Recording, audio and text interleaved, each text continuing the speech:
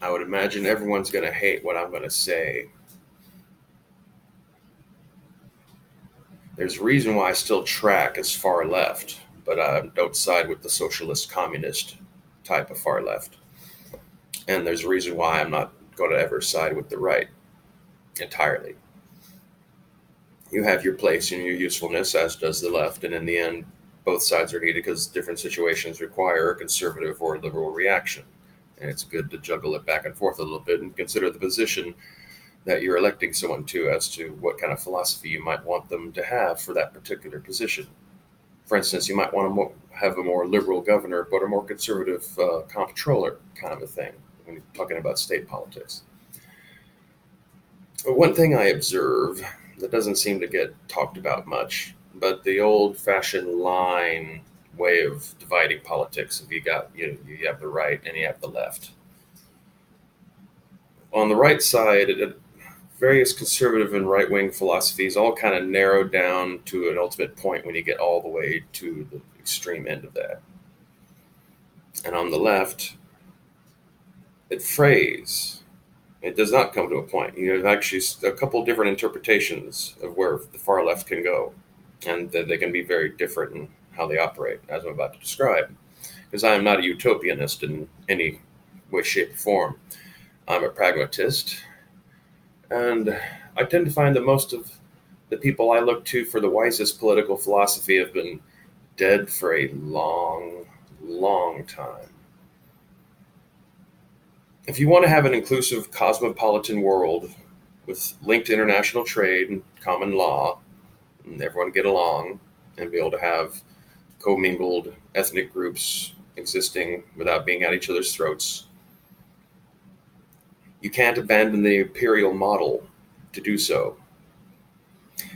Empires are what brought forth the entire concept of cosmopolitan life. Cities, in and of themselves, are fairly local affairs. But they evolve out of a given populace. A given small kingdom or nation state might have no more than a handful of sub-ethnic groups it has to manage. But even within those limitations, those groups are still going to be fairly close related to each other and all that kind of stuff. But actual cosmopolitanism, where you have people from very disparate parts of the planet all cohabitating in large trade centers in order to be able to conduct trade, or as a fallout from people migrating to those areas because of the trade,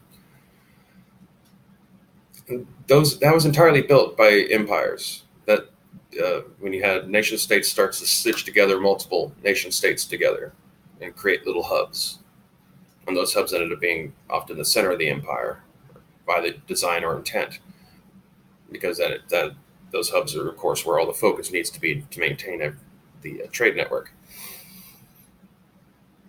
And so the left's push for super inclusiveness, I'm all for.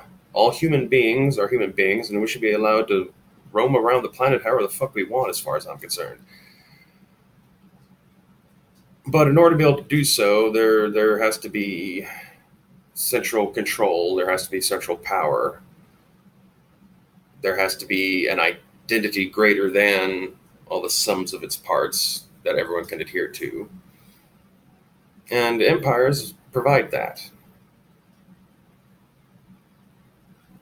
They provide that without purges, let's say. I mean, obviously the Soviets and the communists all have their kind of group identity, but their group identity tends to turn on itself periodically and kill a bunch of people.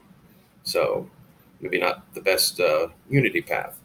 Just looking at a broad historical perspective, though, some of the longest lasting human civilizations all come out of the imperial model. The ones that we tend to look back upon as being the greatest achievers of philosophy or technology or innovation or just other cool incidents of history all tend to be empires.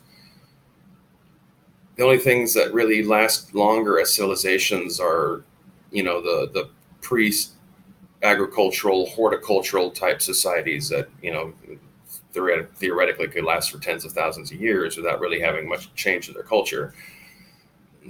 But so many people would have to die for us to ever get back to being able to have that level of sustainability to be able to live that way, you'd have to be worse than Hitler, way worse than Hitler, and Stalin and Mao and Pol Pot and pretty much all the villains of history combined to be able to knock the human race's numbers down that low. So good luck with that.